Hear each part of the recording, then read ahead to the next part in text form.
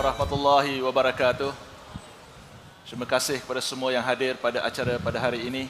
Thank you all for coming to this very meaningful event, and on behalf of my friends, I would like to thank you all for being here today.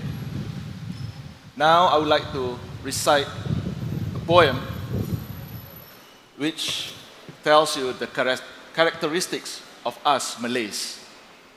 Bagiku sifatnya Melayu.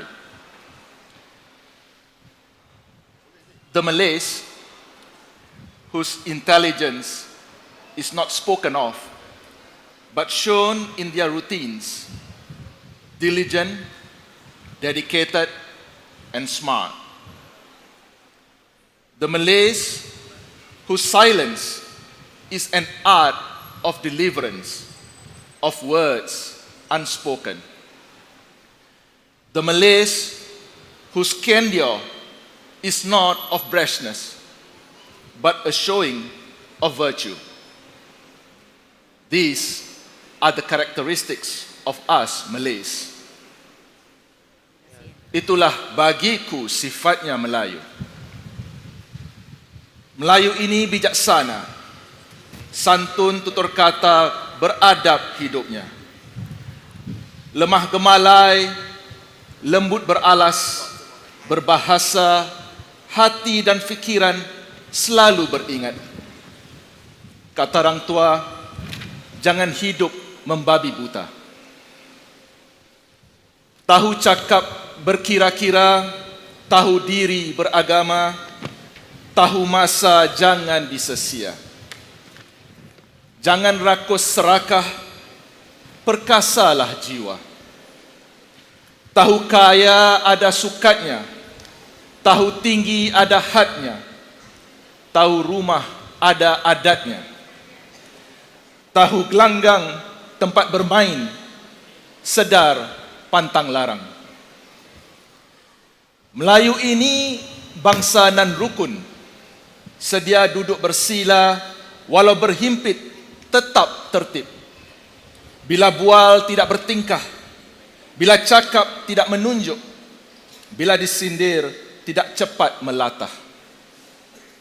Bila berbalas ada kiasnya, bila mencuit ada guraunya, bila berpantun ada selokanya. Begitulah kalau Melayu muafakat. Berat sama dipikul, ringan sama dijinjing, yang bengkok sama diluruskan, yang semak sama disiang, yang retak sama disimpai, yang koyak sama ditampal. Gotong royong lebih senang, hati girang bila saling sepakat, kenduri siap, makan pun sedap. Melayu ini bersaudara, ibarat air dicincang putusnya tidak.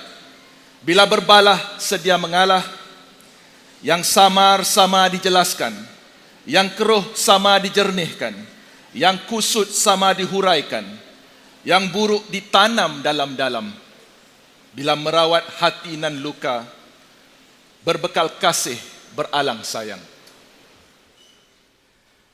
Melayu kita senusantara, sejauh Sabang ke Bengkalis, dari Yala ke Singapura, ada sawo matang, ada hitam manis.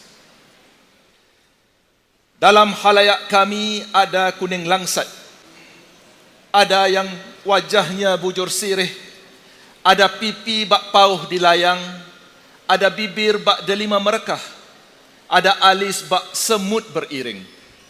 Si ayu jelita rambut panjang mengurai, si cantik rupawan berleher jinjang, sukar dipaut si tinggi lampai.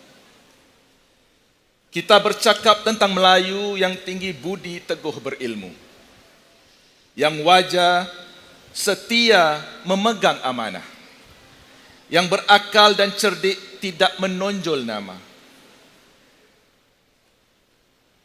yang diam-diam ubi berisi, yang pandai dan handal, setia pantang derhaka, yang cerdas dan tangkas, malunya tidak terperi. Itulah kami orang beradat, menjunjung adab pekerti. Terima kasih.